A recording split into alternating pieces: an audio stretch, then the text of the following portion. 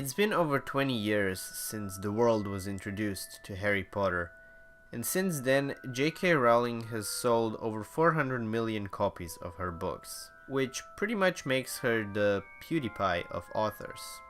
She's so far in front of anyone else that it is absolutely ridiculous. What is it about her writing that captivated the minds of millions of children and adults alike all across the world? How did she turn her debut novel into a worldwide sensation? There are probably countless reasons, way too many to ever hope to list in a single YouTube video, or even 100 YouTube videos. But we do need to start somewhere, so in this video I'm going to focus on how JK Rowling uses fantasy in her books and why I think that is one of the key reasons they are so successful. Every good story is usually built on three foundations: the world, the characters, and the plot. The most successful stories will lie at the intersection of these three things. The stronger each one of these three individual things is, the stronger their conflict will be, and in turn, the better the story. The more interesting and captivating it will feel for the reader. So let's take a look at how strong each one of these individual things is for Harry Potter, and how good JK Rowling is at creating conflict between them. First, the characters.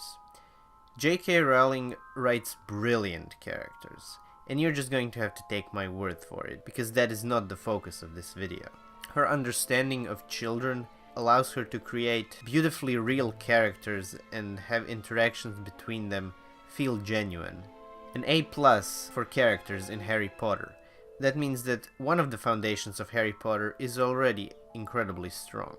But as I said in this video, I want to focus more on plot versus the world. Harry Potter is most often regarded as fantasy, and that it certainly is. The world that JK Rowling created is that of magic, witches, and wizards. She shaped everything beautifully and created something that feels, again, genuine and real. Like it is something that actually could exist just underneath our world, hiding in plain sight, something that just might be out there. She touched on every little detail that could make a world feel real. So just like her characters, JK Rowling's world is strong and can stand on its own.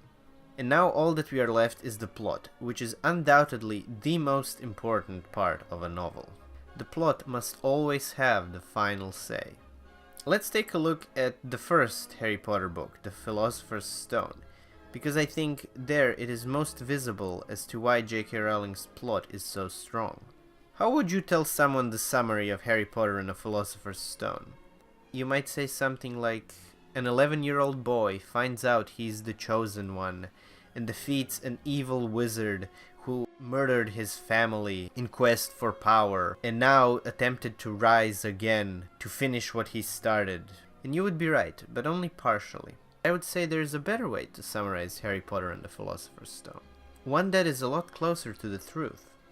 I would say the book is about three friends who meet at a boarding school during their first year.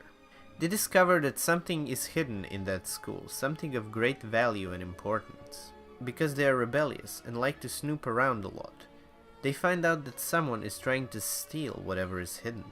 Because no one believes them, they decide to investigate for themselves. They find out not only who wants to steal, but also what and how he intends to do it. So they proceed to stop the villain and save the day. You will note that I didn't use words like magic, wizard, the chosen one, or any other that would indicate this book is actually fantasy. That's because it's not. At the core of every Harry Potter book is a mystery, not fantasy. The plot has the final say.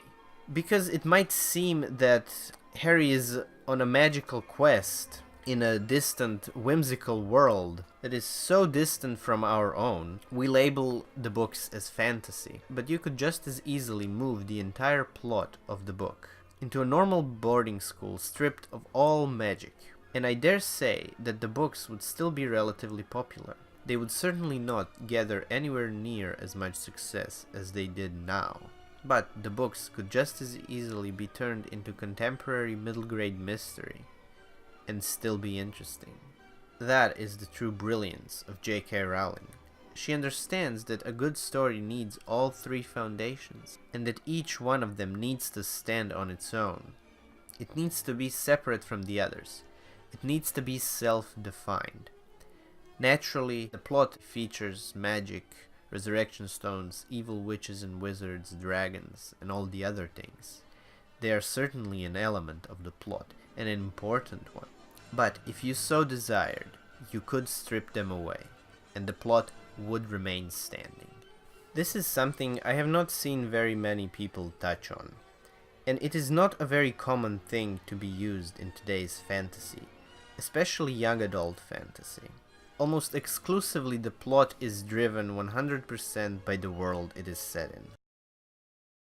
We only need to take a look at any of the dystopian novels and movies that came out in the last decade to see that if you were to take out the plot of these stories out of the world they are set in, they would no longer stand. They would need something to support them, and certainly many of these stories achieved success. But as I said in the beginning of this video, comparing their success to that of JK Rowling is not only pointless, but absolutely ridiculous! I hope you enjoyed my analysis and my take on JK Rowling's success, and I hope that it brought you at least some value, or even just entertained you. And if not, boo-hoo, I'm gonna make more of these anyway, so I hope to see you then. And in the meantime, don't forget to keep reading and have a good day.